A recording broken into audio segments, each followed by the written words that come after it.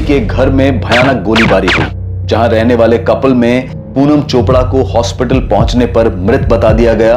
उसका पति संजीव चोपड़ा जिंदगी और मौत के बीच झूल रहा था। दिल्ली में लूट की वारदातें लगातार बढ़ रही थी। क्या ये गोलीबारी और डकैती भी ऐसी एक घटना थी?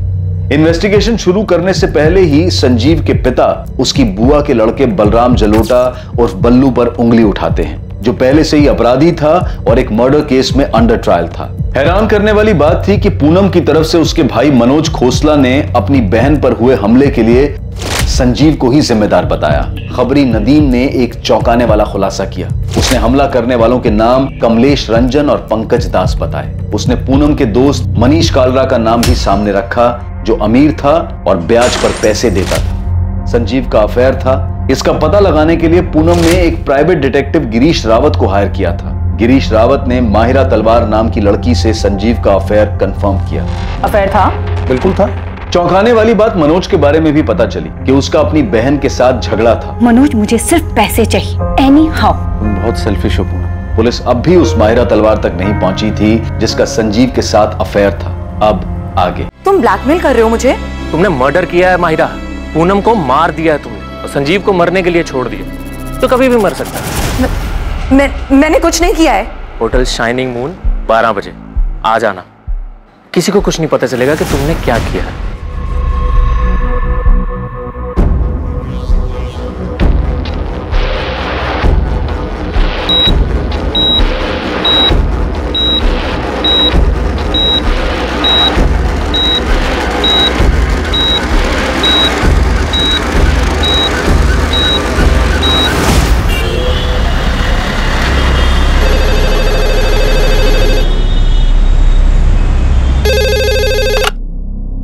हेलो, मैंने कुछ नहीं किया है, मुझे फंसाया जा रहा है। कौन?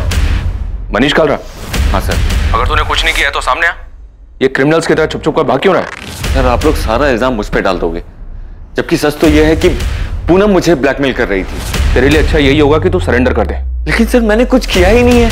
अगर तूने सरेंडर नहीं किया ना, तो हम तेरा जीना दुश्वार कर देंगे और तेरे वो दोनों साथी कमलेश रंजन और पंकज दास को भी हम ढूंढ निकालेंगे। इस पड़ाव पर यह केस सबके सामने था। साफ था कि मनीष कालरा ने इस अपराध को अंजाम देने के लिए 2 हिस्ट्री शीटर्स को पैसे दिए थे। लेकिन क्या यह केस वाकई में इतना साफ था जैसा कि सोचा जा रहा था? हाँ राठौर, गनसेलर उस्मान शेख की खबर हाथ लगी है। मेरी टीम वहां पहुंच रही है, मैं भी निकल रहा हूँ। तुम्हें यहाँ से कोई मदद चाहिए? नहीं, फिलहाल तो कोई हेल्प नहीं चाहिए। हम उस्मान को तो पकड़ ही लेंगे, उसे तोड़कर बल्लू का पता तो मिल ही जाएगा। सर, संजीव के फादर धनीराम को बल्लू का जो धमकी वाला कॉल आया था, बस इतना समझ लो कि बहुत साजें खींच ली हैं संजीव ने। अब और जीना है उसको तो मुझे पैसे दे दो। ट्रेस नहीं हो पाया? सब फेक है सर। आईडी एड्रेस सब फर्जी यूज हुआ है। संजीव की कंडीशन में कोई इंप्रूवमेंट हुई? पेशेंट ट्रीटमेंट पर रिस्पॉन्ड कर रहा है। डॉक्टर, संजीव बात करने की कंडीशन में कब तक आ सकता है? ये बता पाना मुश्किल है, लेकिन इतना कंफर्म है कि पेशेंट सर्वाइव कर जाए। यमुना जी, यहाँ हॉस्पिटल में कोई माहिरा तलवार नाम की लड़की आई थी संजीव से मिलने? नहीं, पर ये माहिरा तलवार कौन है?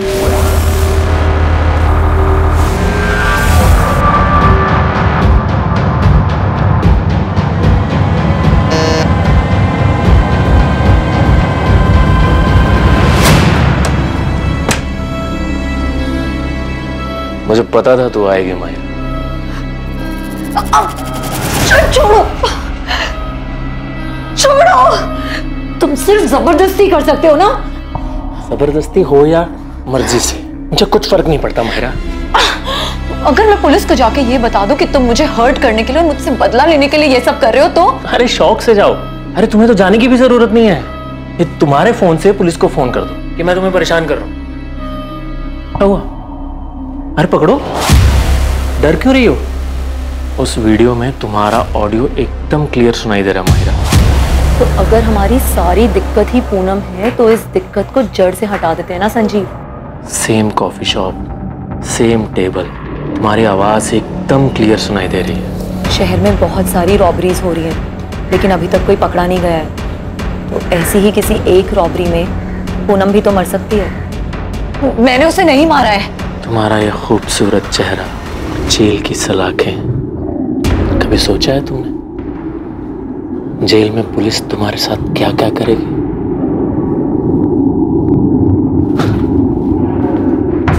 खड़ी क्या हो? चलो कपड़े उतारो।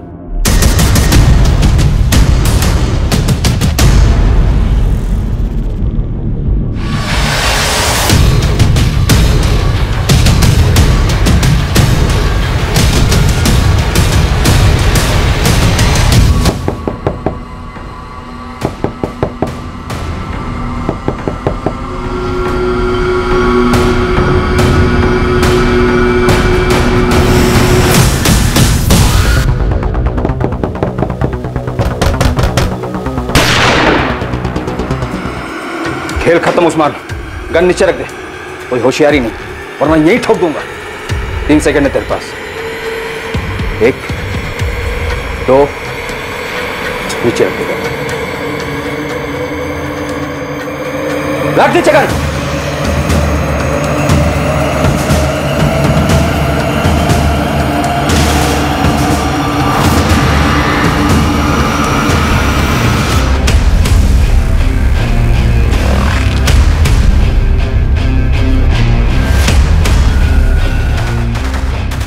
मेरे पीछे टाइम और एनर्जी दोनों वेस्ट कर रहे हैं आप लोग। उस मनोज खोसला को उठाना चाहिए था आपको। पूनम के कहने पर तुमने किसे हायर किया था? इस सवाल का जवाब यह है कि ना तो मैंने किसी को हायर किया, ना ही पूनम के वाहियात ख्याल को पूरा करने में उसकी कोई हेल्प की।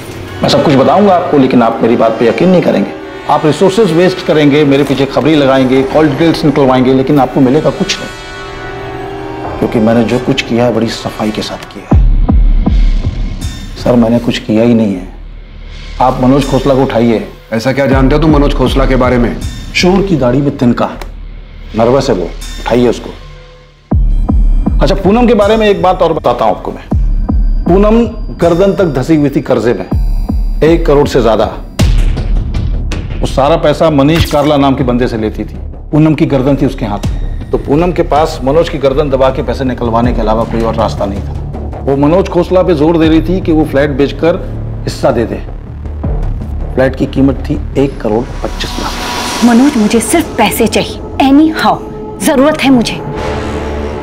अब चाहे तुम मार्केट रेट पे 50% कैश दो या फिर फ्लैट बेचकर मुझे पैसे दो। इतना सब कुछ जानते हो तो ये बात पहले क्यों नहीं बताई गिरीश?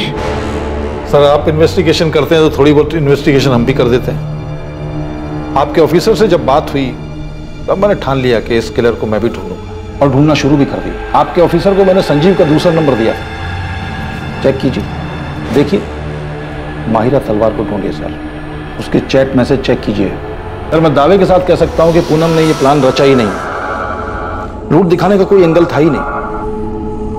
सर ये बात तो कोई भी अपनी परेशानी में अपने पर्सनल भड़ास निकालने के लिए कर सकता है, और पूनम ने भी सिर्फ और सिर्फ सोचा ही था, और वो इसलिए क्योंकि वो काफी डिस्टर्ब थी अपने पति और माहिरा के अफेयर को लेकर। आप मनोज खोसला को उठाइए, शायद कोई ठोस लीड दे दे आपको। और वैसे मैं तो आपके लिए अवेलेबल हूं 24/7। Thank you.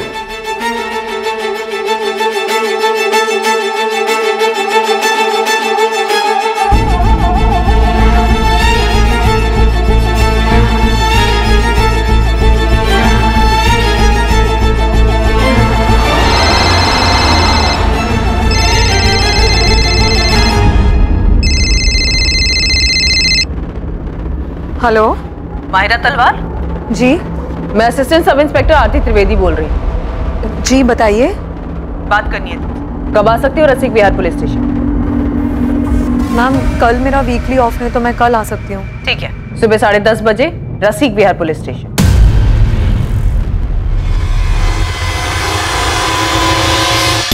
सर ये है कमलेश रंजन का नंबर। सर पर मैं जो करवाना चाहता था वो ऐसे नहीं होना था। तो और क्या क्या करना चाहता था मनीष कालरा? सर पूनम के घर पे अटैक का प्लान था ही नहीं, और प्लान में उसके हस्बैंड संजीव को किसी भी तरह का हार्म पहुंचाने का कोई इंटेंशन नहीं था हमारा, क्योंकि सर उससे मेरी कोई दुश्मनी है ही नहीं। सर मैं मानता हूं कि मैंने पूनम को मारने के लिए कमलेश को सुपारी दी थी, लेकिन ये काम ऐसे नहीं होने वाला था। सर कमलेश ने मुझे बताया था कि वो इसे रोड एक्सीडेंट में करेगा, उसके घर पे नहीं, ताकि पूनम का मर्डर एक हादसा लगे। पूरा प्लान रेडी है सेठ, कुछ ही दिनों में आपका काम हो जाएगा। अब तक तो काम हो जाना चाहिए था ना कमलेश। पूनम मुझे आए दिन धमकी दे रही है, मैं नहीं चाहता कि वो पुलिस के पास जाए। एक तो तुम्हारा प्लान है कि अरे सेठ आप बेफिक्र रहिए, पूरी फील्डिंग हो चुकी है। पूनम कब पार्लर जाती है, किस रास्ते से घर जाती है, सब पता चल गया। किलिंग भी नहीं लगेगी, पूरा का पूरा एक्सीडेंट ही लगेगा। सर कमलेश ने बताया था कि वो एक काम रोड एक्सीडेंट में करेगा, पर जो हुआ वो प्लान का हिस्सा था ही नहीं। मेरा भरोसा कीजिए सर। तेरा भरोसा करे मनीष कालरा? मर्डर की सुपारी दी है तूने और उस हिस्ट्री शीटर ने तुझे एक्सीडेंट बताया। उस हिस्ट्री शीटर की बात का भरोसा करें हम? साले कमलेश रंजन को भी लटकाऊंगा और साथ में तुझे भी। पूनम के मर्डर के बाद इसी नंबर पर बात हुई थी तेरी कमलेश के साथ? ये नंबर तो बंद है। उसने नहीं मारा है पूनम को। इनफैक्ट पूनम के मरने के बाद वो बाकी के पैसे तक लेने नहीं आया। और हम इस पर विश्वास कर ले? मैं सच कह रहा हूँ सर, ये किसी और का काम है। मैं सिर्फ पूनम को मरवाना चाहता था क्योंकि तंग आ गया था मैं उससे। एक तो मेरे लोन के 1.5 करोड़ रुपए नहीं लौटा रही थी और ऊपर से सर इस 2 नाव की सवारी में मेरा जीना मुश्किल हो गया था। फंस गया था सर मैं। तुमने आज तक एक भी इंस्टॉलमेंट नहीं लौटाया है। पर हम तो लवर्स हैं ना मनीष। हाँ लेकिन ये लोन हमारे लवर्स वाले एंगल का हिस्सा नहीं है पूनम। तुम ये कैसी बातें कर रहे हो मनीष? पूनम मुझे मेरे पैसे वापस चाहिए। मैंने वो पैसे तुम्हें एज ए लोन दिए थे। मनीष दोनों पार्लर को मिलाकर भी कुछ खास रिटर्न नहीं आ रहा है, इसीलिए मैंने दिवाली पर हैवी डिस्काउंट ऑफर रखा है। क्या पता बिजनेस पिक कर जाए। और ये बात तुम्हें मुझसे ज्यादा अच्छे से पता है कि मार्केट स्लो डाउन है। इसलिए तो पैसे वापस मांग रहा हूँ पूनम। मैं मार्केट से अलग नहीं हूँ, मुझे भी पैसों की जरूरत है। पर अचानक ये पैसों की बात कहाँ से आ गई मनीष? क्या मैं तुम्हें वो सब कुछ नहीं दे पाई जो तुम्हें खुशी दे सके, जो तुम्हें चाहिए था? तो मुझे कोई एक तरफा नहीं मिला है पूनम। तुम्हें भी मुझसे वो सारी खुशियां मिली हैं। तुम्हें हो क्या गया है मनीष? पूनम आज के बाद हम ऐसे नहीं मिलेंगे। आज ही आखिरी था। आज के बाद इट्स स्ट्रिक्टली बिजनेस। तुम प्लीज मेरे पैसे लौटा दो और भूल जाओ कि हमारे बीच में कुछ हुआ भी था। Avantika, am I right? उसी की वजह से तुम मेरे साथ ये कर रहे हो ना? तुम तो गए मनीष। बेस्ट लॉयर हायर करूंगी और रिद्धि मेरे साथ रहेगी और एलिमनी में इतना पैसा मांगूंगी ना कि तुम सड़क पर आ जाओगे। अवंतिका मैं सिर्फ सो रहे थे ना उसके साथ? मैं बहक गया था अवंतिका। पूनम बस मेरी क्लाइंट है। लेकिन अब तुम उसके क्लाइंट हो, होटल में उसके साथ गुलछरे उड़ाते हो। अब ये बात मैं सबको बताऊंगी, रिद्धि को भी और कोर्ट को भी। अवंतिका हम बस फिजिकल हुए थे। एक बार डाइवोर्स हो जाने दो, फिर मैं भी ढूंढ लूंगी किसी, सिर्फ फिजिकल होने के लिए। अवंतिका चिल्लाओ मत, रहो उसी के पास।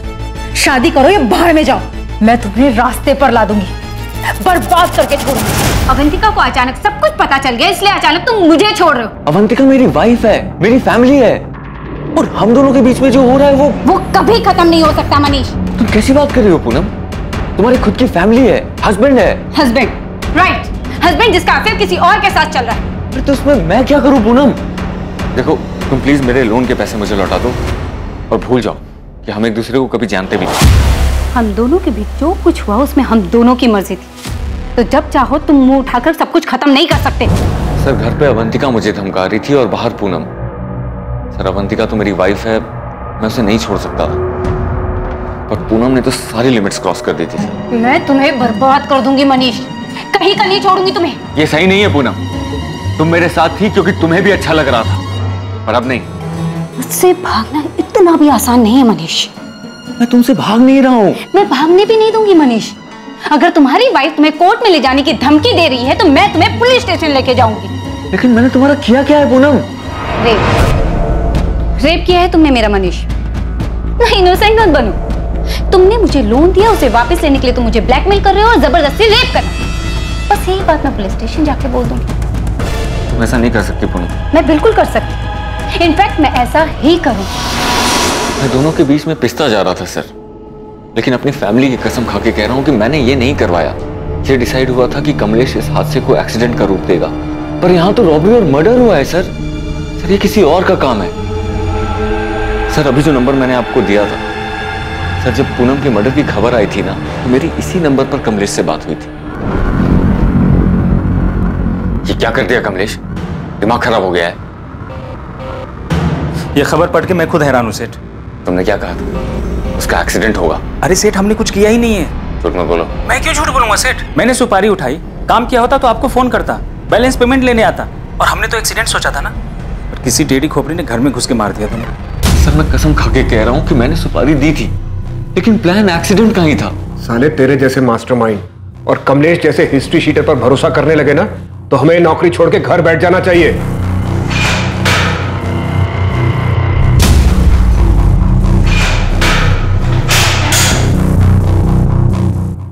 मैं गाजियाबाद निकल रहा हूं। गन सेलर उस्मान शेख पकड़ा गया है। कमलेश रंजन पंकज दास के फोटो मिल गए सर, जल्दी पकड़े जाएंगे।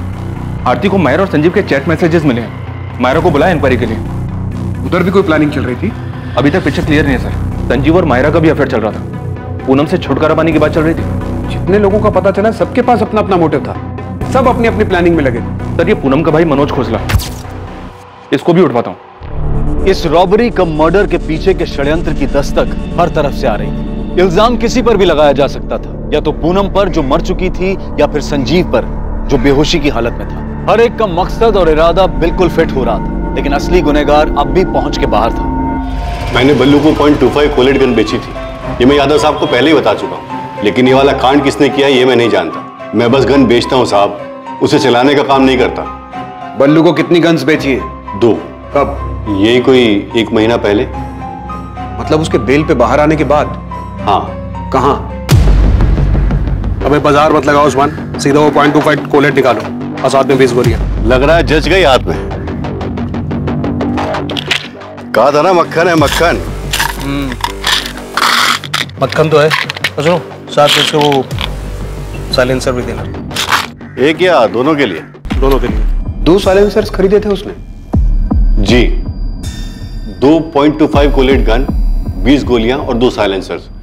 ये सारा सामान बल्लू ने करीब 1 महीना पहले खरीदा है। मनोज को उठा लिया सर, उसे भी इंटरोगेट करूंगा। कर लो जायसवाल, लेकिन हमारा प्राइम सस्पेक्ट बल्लू ही है। मनीष कालरा भी शायद सच बोल रहा है कि उसने प्लान किया था सुपारी किलर कमलेश के साथ मिलकर, लेकिन काम जरूर बल्लू ही कर गया। सर मुझे माहिरा के चैट्स मिले।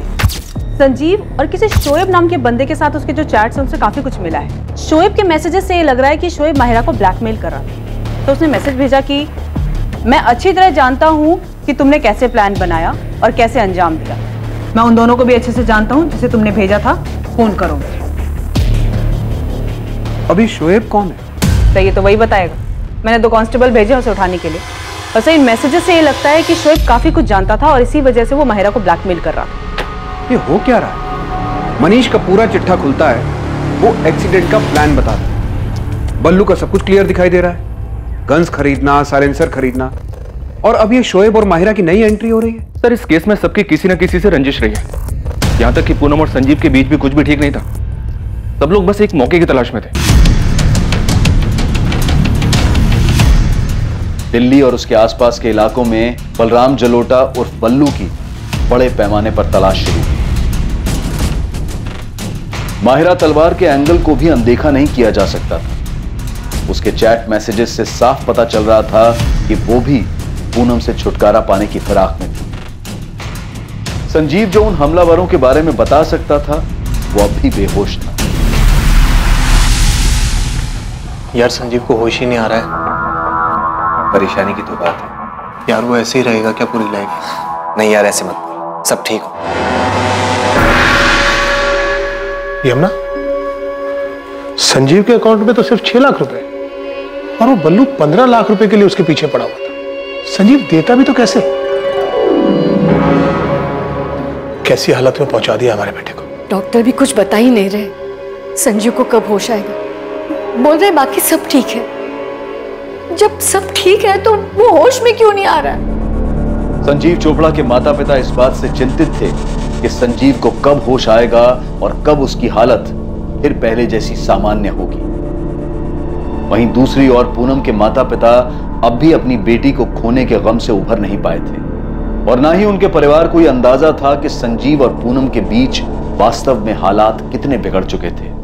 हाँ, मेरे और पूनम के बीच में फ्लैट को लेकर नोकझोंक हुई थी, लेकिन इसका मतलब ये नहीं है सर कि आप उसके मर्डर को लेकर के मुझ पर शक करें। मैंने संजीव का नाम लिया, इसलिए आप मुझसे पूछताछ कर रहे हैं। तुमने संजीव पर तो आरोप लगाया, पर अपने झगड़े के बारे में कुछ नहीं बताया। अभी तुम ये बताओ, पूनम के साथ झगड़े की वजह कोई और भी थी क्या? बिजनेस में लॉसेस की वजह से पूनम को फ्लैट में हिस्सा चाहिए था। वो फ्लैट जो मेरे फादर पहले ही मेरे नाम कर चुके थे, और तुम उसे कुछ देना नहीं चाहते थे, और अब तो देने की जरूरत भी नहीं पड़ेगी। वो तो रही नहीं। कैसी बात कर रहे हैं आप? मैं अपनी बहन पूनम को क्यों मारूंगा सर?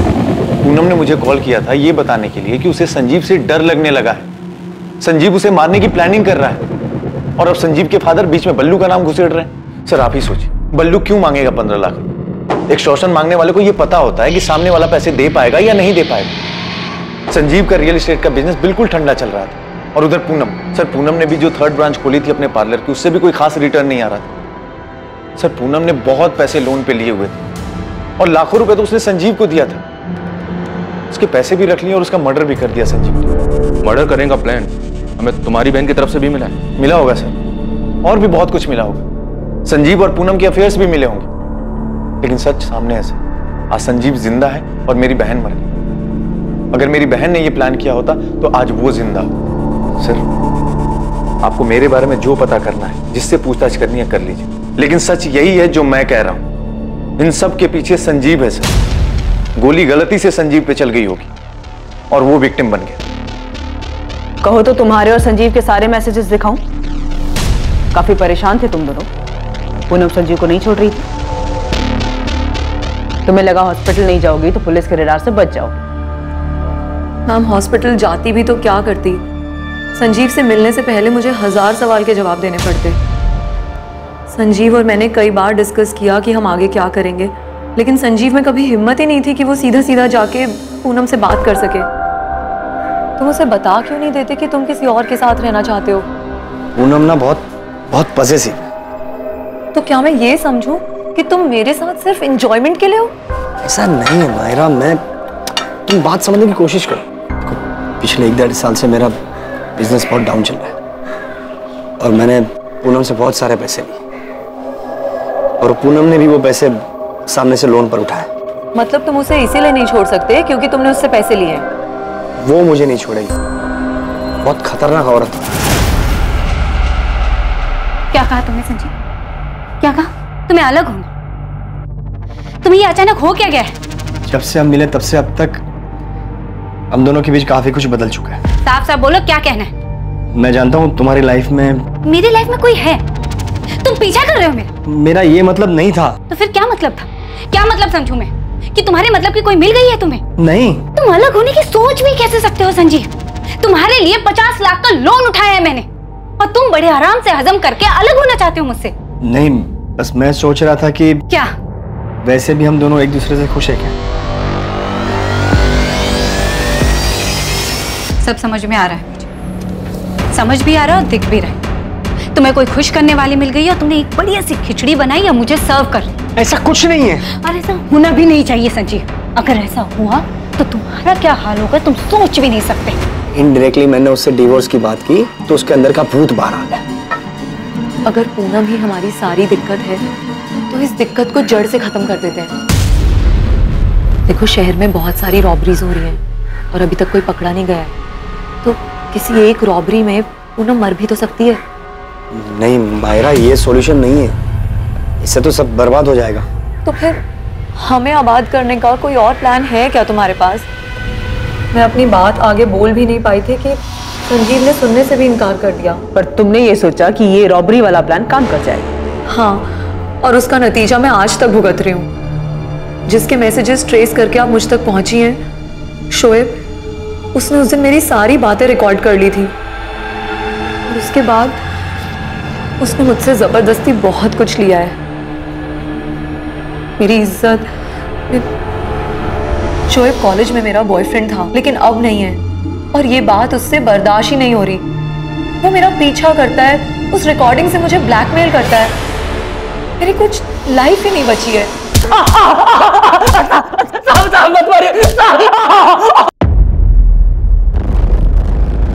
सब जानता है ना तू? बोल संजीव चोपड़ा घर में डाका किसने डाला? किसने डाका डाला? मैडम मुझे कुछ नहीं पता, मुझे सच में कुछ नहीं पता। तूने माहिरा को ब्लैकमेल किया, उसे होटल में बुलाया, ब्लैकमेल करके उसे यूज किया। मैडम मैं तो उससे प्यार करता हूँ मैडम। भले इसको प्यार कहते हैं? प्यार कहते हैं इसे? बता वो दोनों किलर्स कौन थे? किसने भेजा था उन्हें? माहिरा ने? बोल। मैडम मुझे सच में कुछ नहीं पता मैडम। मैंने तो बस संजीव और माहिरा की बातें सुनी थी और माहिरा को वापस पाने के लिए मैंने उनका वीडियो बनाया। और उसको ब्लैकमेल करने लगा। मुझे माफ कर मैडम, मैं आपके पैर पकड़ के माफी मांगता हूँ। मैं माहिरा के भी पैर पकड़ के माफी मांग लूंगा। प्लीज मुझे मत मारिए मैडम, प्लीज मुझे माफ कर दीजिए मैडम, प्लीज मुझे माफ कर दीजिए। सर ये मनोज इस केस में फिट ही नहीं बैठता है। इसके पेरेंट्स तो ये सुनकर शॉक्ड हो गए थे कि भाई बहन के बीच फ्लैट को लेकर झगड़ा चल रहा था। माहिरा से भी कुछ पता नहीं चला? तो शोएब कन्फेस कर रहा है, वो माहिरा को सिर्फ ब्लैकमेल कर रहा था, कोई एंगल नहीं है। तब तो एक ही एंगल बचता है, बल्लू का। सबसे पहले उसी का नाम आया था, सब फिट बैठता उस पर। हाँ नदीम बोल, बल्लू की कोई खबर? बल्लू की तो खबर नहीं मिली साहब, पर ये मनीष ने जिसको सुपारी दी थी कमलेश रंजन, वो वापस लौटा है। यहाँ हुसैन नगर में किराए पे कमरा उठाया है। तू नजर रख, मैं पहुंचता हूँ अभी। सर ये कमलेश रंजन वापस लौटा है? उठाओ उसे। ये तो साफ है कि पूनम चोपड़ा को मारने की सुपारी मनीष कालरा ने दी थी, लेकिन उसका कहना है कि मर्डर उसकी सुपारी पर नहीं। मनीष तो है हमारे पास लॉकअप, एक बार ही कमलेश हाथ लग जाए तो पता चल जाए कि कमलेश के दिमाग में क्या चल रहा है। कहीं उसने मनीष से कुछ झूठ तो नहीं बोला? ठीक है, मैं बात करता हूँ।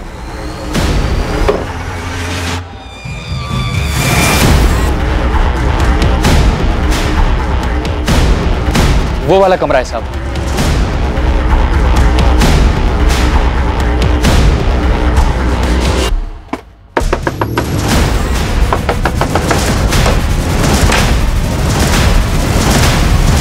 हमारा निशाना कभी नहीं चूकता। कमलेश रंजन, तुमने जो किया है उसे भुगतना तो पड़ेगा मनीष। तुमने अपनी कब्र खुद खो दी। माफ कर दो मुझे, मैं तो बस सब पहले जैसा ठीक करना चाहता था। पहले जैसा अब कुछ नहीं रहा मनीष, सब कुछ बिगड़ चुका है। ये दरार तुमने पैदा की, खूनी बन गए तुम। कहाँ है तेरा साथी पंकज? पता नहीं साहब, ये कांड होने के बाद हम अपने अपने रास्ते निकल गए। उसके बाद बात नहीं हुई हमारी। वो कोलकाता की तरफ गया था। कैश कितना था और गहना कितना मिला? काहे का कैश? अबे वो कमलेश, ज्यादा होशियारी मत कर, समझा? वो मनीष हमारे हाथ में है, प्लान जानते हैं हम। 3-4 और रॉबरी तेरे नाम पे डाल देंगे, गोली मार देंगे, कोई नहीं आएगा तुझे पूछने। कमलेश, हाँ साहब आप कर सकते हो, पर मुझे मारने से असली मुजरिम तो नहीं मिलेगा ना। मैं खुद हैरान हूँ। मनीष सेठ से सुपारी मैंने उठाया था। मैं और पंकज ये काम 16 तारीख को करने वाले थे। एक्सीडेंट के लिए हमने गाड़ी भी जुगाड़ लिया था, और उससे पहले ही 14 की रात को कोई ये कांड कर दिया। तो सुपारी गैंग में तुझे खबर नहीं मिली कि एक ही आदमी की डबल सुपारी बट रही है? नहीं पता चला साहब, जितों को जानता हूँ पूछ पूछ के थक गया हूँ।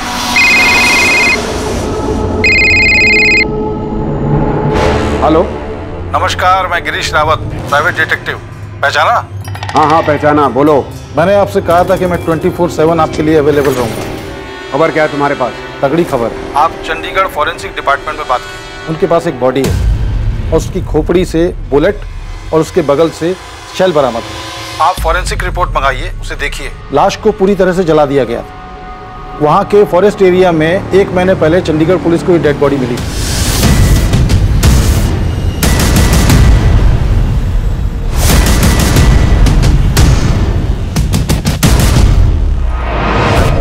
ये चंडीगढ़ वाले मर्डर केस में बुलेट .25 कॉलेट गन से चलाई गई थी। तुम्हें कैसे मालूम कि .25 कॉलेट गन हमारे केस में भी शामिल है?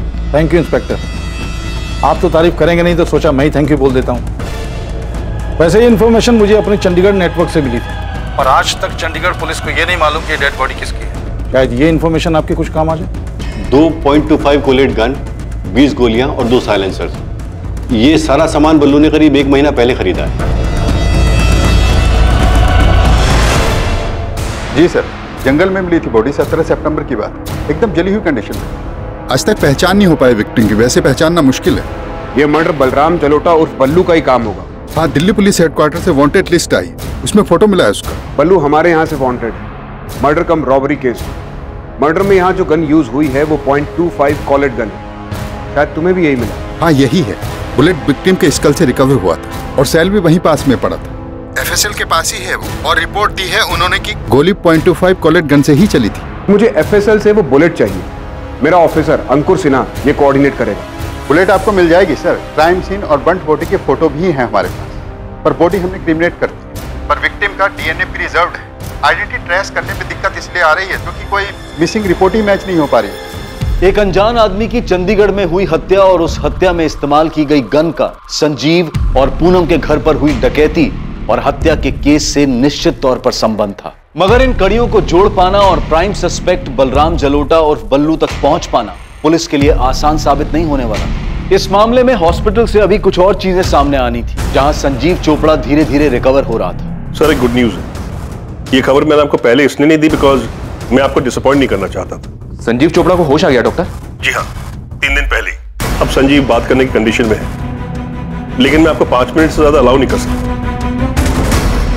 इन्वेस्टिगेटिंग टीम को उम्मीद थी कि संजीव चोपड़ा होश में आकर उन्हें हमलावरों के बारे में बताएगा, कोई जानकारी या सुराग देगा।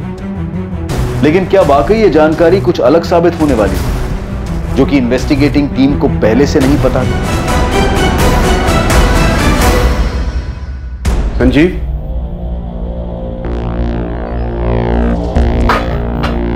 कैसा लग रहा है संजीव? कुछ समझ में नहीं आ रहा सर। पता नहीं अब बड़े बड़े कितना वक्त बीत गया। पूनम के बारे में पता चला?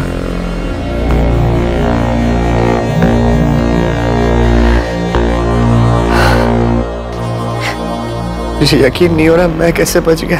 तुम्हारे फादर ने तुम्हारे कजन बल्लू का नाम लिया, वो धमका रहा था तुम्हें। हाँ सर, बल्लू ने ही धमकी दी थी। मुझे क्या पता था वो सच में ऐसा कुछ करेगा। पक्का वो बल्लू ही था? हाँ सर, वो बल्लू ही था। अरे कौन है भाई?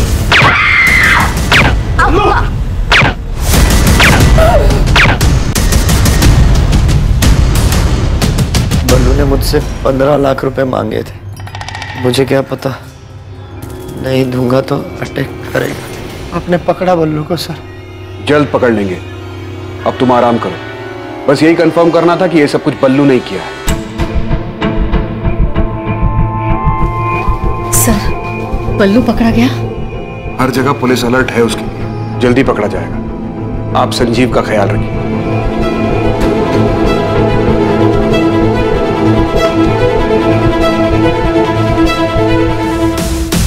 दोनों भाई हैं, जसवंत गिल बड़ा और मनप्रीत गिल छोटा है। ऑलमोस्ट हर दिन दिखते हैं हॉस्पिटल में दोनों। संजीव और ये दोनों भाई ग्वालियर में एक साथ ही बड़े हुए हैं। ग्वालियर में संजीव के ग्रैंडफादर थे। सर, संजीव के कॉल रिकॉर्ड्स में भी दोनों का नाम था। कुछ ठोस मिला है चंडीगढ़ केस में। वो बुलेट शेल एफएसएल ने भेजा है मुझे। उसी गन से चली या उनमें से किसी एक गन से? ये अभी नहीं बता सकता, लेकिन जो बुलेट शेल है उसमें सीरीज नंबर है। वो उसी सीरियल नंबर के आसपास की है जो हमें संजीव के घर से मिली थी। 20 गोलियां खरीदी थी बल्लू ने। मैं बाजार मत लगाओ उस्मान, सीधा वो .25 कोलेट निकालो और साथ में 20 गोलियां। थैंक्स अंकुर। शायद इस चंडीगढ़ वाली इंफॉर्मेशन से बल्लू का कुछ पता चले। सर, महीने भर से हम हर जगह हर पुलिस स्टेशन में तलाश रहे हैं, एक भी मिसिंग कंप्लेंट मैच नहीं हो रहा है। आपके बोलने के बाद हमने सबको दोबारा से सारी डिटेल भेजी। सतीश, तुम चंडीगढ़ के 16 और 17 सितंबर के सीसीटीवी फुटेजेस दे सकते हो, खासकर टोल नाका और सारे एंट्री एग्जिट पॉइंट्स के? ठीक है, 1-2 दिन दो, मुझे भिजवाता हूं।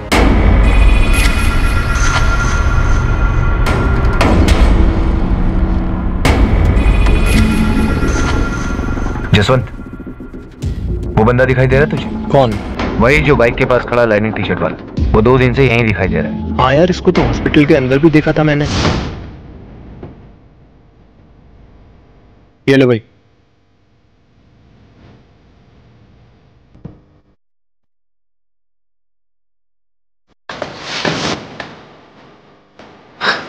जसवंत, मुझे कुछ गड़बड़ लग रही है क्या?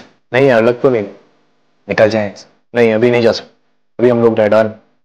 हाँ, मनप्रीत और जसवंत संजू के बचपन के दोस्त हैं। हाँ, पूछा था मैंने, बताया उन दोनों ने। और आप उनके बारे में क्यों पूछ रही हैं? ऐसे ही पूछताछ करने की तो आदत है हमारी। वैसे धनीराम जी, आप मुझे बताइए कि जसवंत और मनप्रीत को कैसे पता चला कि संजीव हॉस्पिटल में है और उसकी वाइफ पूनम की डेथ हो गई है? आपने फोन किया था? जी नहीं, उन्होंने फोन किया था। सर, चंडीगढ़ के सीसीटीवी फुटेजेस के तकरीबन 60% फुटेजेस स्कैन कर रही हैं, पर बल्लू कहीं भी नहीं दिख रहा है। डबल मर्डर केस में बल्लू पकड़ा गया, अंडर ट्रायल था। 2 महीने पहले वो बेल पर बाहर आया था। पहले महीने वो रेगुलर गाजियाबाद जेल में जाके हाजिरी देता रहा, उसके बाद वो वहां नहीं गया। 14 सितंबर लास्ट डेट थी जब वो हाजिरी देने गया था। उसके बाद से बल्लू किसी को दिखाई नहीं दी। संजीव के घर कांड होने के बाद ना हमें दिखाई दे रहा है, ना चंडीगढ़ के सीसीटीवी फुटेज में दिखाई दे रहा है। ऐसे कहां जा सकता है कि किसी को दिखाई ना दे? एक काम करो, संजीव के दोनों दोस्त जसवंत और मनप्रीत, इनको उठा लो। क्या पूछना है बाद में देखेंगे। जी सर। और बल्लू की माँ उषा, देखते ही गोली मार दीजिए बल्लू को, मेरा बेटा नहीं है वो।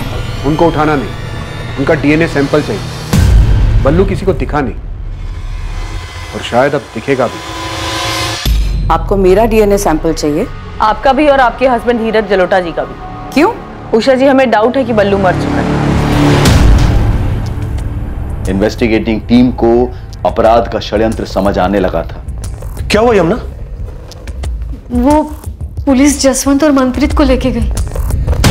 अब पुलिस को जसवंत और मनप्रीत से क्या चाहिए?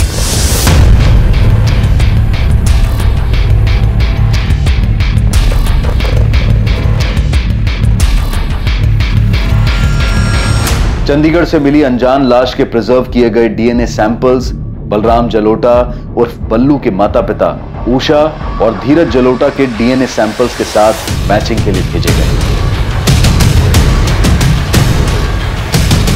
बैठ जाओ।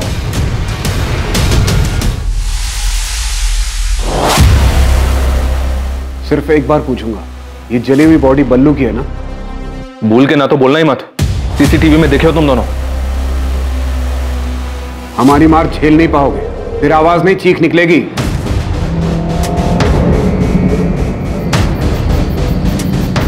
लो, बन गई बोतल। इतने दिन से प्रैक्टिस कर रहे हो ना? चलो अब लगाओ निशाना। बाएं आंख बंद करो, 1 2 3 में बोतल धड़ाम। और इतनी पास में बोतल बांधा है कि आसानी से बोतल फूटनी चाहिए, ठीक है? और टेंशन मत लो, इसमें ये साइलेंसर लगा है, किसी को सुनाई नहीं देगा, किसी को कुछ पता नहीं चलेगा। 3 तक गिनती में बोतल धड़ाम। 1 2 3।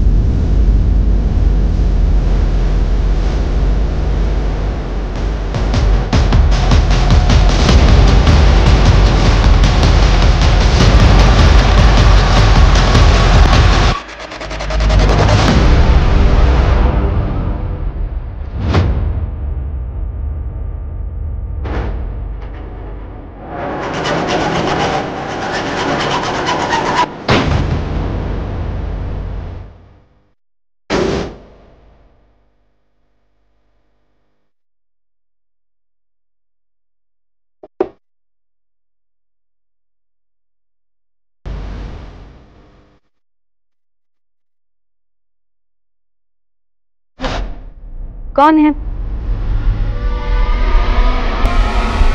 कौन है ओए? कौन है? सर, प्लान हमारा नहीं था सर। हमें तो सिर्फ पैसे मिलने वाले थे और घर में कोई लूट भी नहीं हुई थी। सर, प्लान हमारा नहीं था सर। हमें तो सिर्फ पैसे मिलने वाले थे और घर में कोई लूट भी नहीं हुई थी। तो चेक साइन कर देना यार संजीव। संजीव लाले पड़े, कब से तेरा होश में आने का इंतजार कर रहे थे। मेरी ये हालत तेरी वजह से हुई है मनप्रीत। लेकिन काम तो हो गया ना यार। देख, काम हो गया, अब पता नहीं कभी उठ भी पाऊंगा या नहीं। बोलता है काम तो हो गया। बोल संजू, क्या काम है? तेरे लिए जो भी होगा सब कर दूंगा। पूनम को मारना है, डाइवोर्स दे दे। पूनम ना मुझे डाइवोर्स देगी ना मुझे छोड़ेगी। पहले वो सारे पैसे लौटा दो जो मैंने तुम्हें लोन पर उठा कर दिए, उसके बाद इस कोठी पर मेरा नाम लिखवा दो। तो पूनम भरोसा करो मुझ पर, मैं डाइवोर्स के बाद में भी पैसे लौटा दूंगा। बेवकूफ समझाया क्या तुमने मुझे संजीव? हाँ, मनीष का लोन मेरे सर पर है तो इस बात का फायदा उठाकर तुम मुझे छोड़कर वो माहिरा के साथ चले जाओ। पर यू नो व्हाट, मैं तुम दोनों को देखकर ना तो खुश हो पाऊंगी ना डाइवोर्स दे, जिंदगी बर्बाद कर दूंगी, रगड़ दूंगी तुम्हें। और ऐसा करने से तुम्हारे कलेजे को ठंडक पहुंचेगी। चाहे कुछ भी हो, तुम्हें आराम से नहीं मिलेगा। और रही बात डाइवोर्स की, तो सोचना भी मत। हटा देंगे तुम्हारे रास्ते से काटा। हमको क्या मिलेगा? तू बता। 15 लाख दिए, लेकिन तू ये कांड नहीं करेगा। तो तुम करोगे? मेरे दो दोस्तों को तैयार कर, गन चलाने की ट्रेनिंग दे, वो करेंगे काम। ऐसा तभी तो पुलिस को लूट और रॉबरी का केस लगेगा, और मैं बोलूंगा कि तू एक्सटॉर्शन के पैसे के लिए मेरे पीछे पड़ गया था, तो पुलिस के रडार में आएगा ही नहीं और पुलिस तुझ तक पहुंच नहीं पाएगी। देखो, शहर में बहुत सारी रॉबरीज हो रही है और अभी तक कोई पकड़ा नहीं गया है, तो किसी एक रॉबरी में पूनम मर भी तो सकती है। एक तरफ पुलिस को लूट और रॉबरी का केस लगेगा और दूसरी तरफ तेरा नाम आएगा एक्सटॉर्शन। पुलिस किसी नतीजे पर पहुंच नहीं पाएगी और थोड़े दिनों में अपने आप ये केस बंद हो जाएगा। धन्यवाद मेरे भाई। मैं सोच रहा था कि अपने खानदान में सिर्फ क्रिमिनल बुद्धि ना मेरे पास ही है, लेकिन तुम तो मुझसे भी आगे की सोच रहे हो। कमाल है। जसवंत और मनप्रीत को सिखा गन कैसे चलाते हैं। गन पर साइलेंसर होना चाहिए। टेंशन मत लो, हो जाएगा। कब करना है फाइनल डेट बता। तू गन का इंतजाम कर, ट्रेनिंग दे, डेट में बता दो।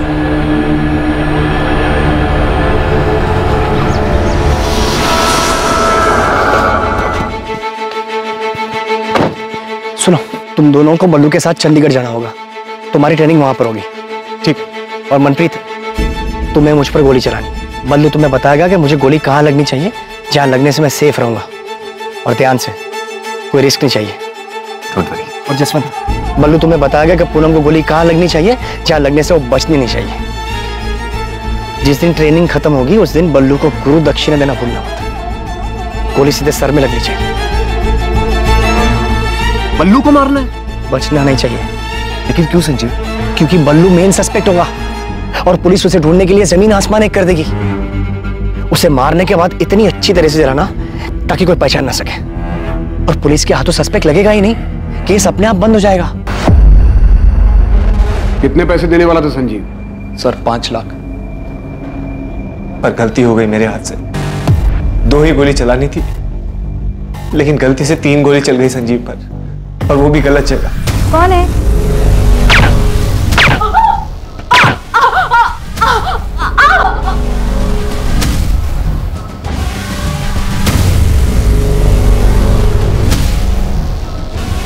चला, अब गोली चला मुझ पर, ध्यान से। 3 गोली क्यों चला दी? भाई गलती से चल गए भाई। संजीव, संजीव, संजीव, उठ संजीव, संजीव, संजीव। तुझे ट्रेनिंग भी दी थी ना, 2 गोली बोला था, तूने 3 गोली चला दी। गिनती भी नहीं आती कि कुछ और प्लान कर रहा था तू? संजीव ऐसा नहीं है यार, गलती से चल गई थी, जानबूझ के नहीं किया। गलती हो गई यार, समझना है। फुटो यहाँ से। जब मैं ठीक हो जाऊंगा तब पैसे की बात करेंगे। जाओ, निकलो यहाँ से। सर हमसे तो दोस्ती यारी में हो गया सर, आज तक कोई पैसा नहीं मिला सर, इसीलिए इतने दिन से हॉस्पिटल के चक्कर काट रहे हैं। पैसा नहीं, किलो के हिसाब से चार्जेस लगेंगे दोनों पर। ये तो नहीं पता तू कब फिर से ठीक होगा संजीव चोपड़ा, पर जब भी चलने फिरने लायक होगा तब हम लेंगे तेरी कस्टडी। डिवोर्स के लिए कोर्ट जाता, उसमें कम दिमाग खर्च होता तेरा। इतना दिमाग बेवकूफी वाले काम में लगा दिया और क्रिमिनल बन गया तू।